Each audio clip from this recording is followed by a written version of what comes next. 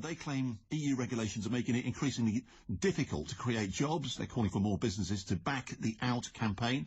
Saqib Bhatti is a director at Eunice Bhatti & Co. in Birmingham, also a director at the Greater Birmingham and Solihull Local Enterprise Partnership. Saqib, how are you? Thank you. I'm very good, Paul. Thank you for having me on. That's okay. And the Business for Britain West Midlands, an organisation that's launched at the end of last week. So why do you want out of the EU? Well, look, first of all, Business for Britain is a national, non-partisan, cross-party campaign. And when we actually had a look at all the research and the facts and the figures, what we understood was from the European Union that there is a whole raft of regulations, a whole raft of control that we've given away on our trade policy, on our foreign direct investment policy, that is directly affecting the economy of the UK, and that is not necessarily good for the British businesses, but it might well be good for the European Union. And what we're saying is, let's come out of Europe. Let's still trade with the European Union. Let's take control over our trade policy, over our regulation making, etc. And let's do what is right for the British people. And that's really our position. Can you give us some examples of businesses and how they're adversely affected by being in the EU? Yeah, I mean, there's a whole raft of things. I think, first of all, before I give you the examples, Paul, and I will come on to that, I think that what we need to understand is that the European Union, of course, has 28 member states. And what it wants to do is harmonise the regulatory framework across those 28 member states. So what's of course, might be good in, for example, in Eastern Europe, in Poland, in the Czech Republic, or Germany, for example, isn't necessarily good for British businesses. And I mean, I'm an accountant, for example. I cater for hundreds of businesses across the West Midlands. And I mean, the regulatory framework is something that always comes up. For example, if you look at health and safety regulations, they're very onerous when they need to be.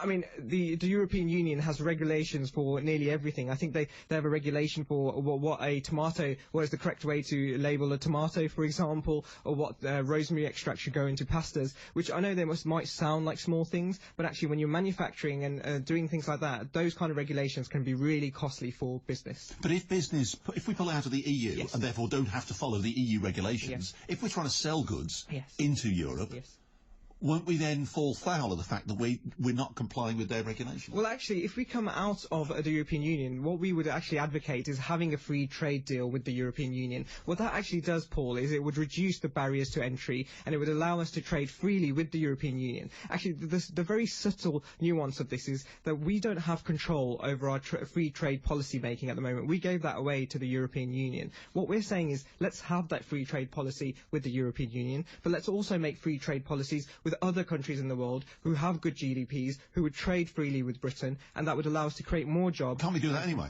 Well, at the moment we can't, because the European Union is the body that sits on the World Trade Organization. Because we're one of 28 states, we only have 1/28 of the influence on the World Trade Organization. And really, if we wanted a free trade deal, we have to go by the European Union's agenda. And of course, like I said, what's good for the European Union isn't necessarily good for British businesses. What about this renegotiation that David Cameron has done? I mean, has he done a decent job for business in the renegotiation? Well, look, my personal view, I have a lot of respect for the Prime Minister, and I think he went in there with the right intentions. I think it's interesting that we are the second largest economy in the European Union, one of the 5th largest economies in the world. We're having this renegotiation, and we've turned around and said there's a possibility that we may exit. And actually, I think that what the Prime Minister has faced is a challenge from his European counterparts, and for the bureaucrats, and for the technocrats. And anyone who says that we have a significant amount of influence in the European Union, I have to say this renegotiation has been a great example of the challenges we face and how much influence we really do. Do you think most businesses at the moment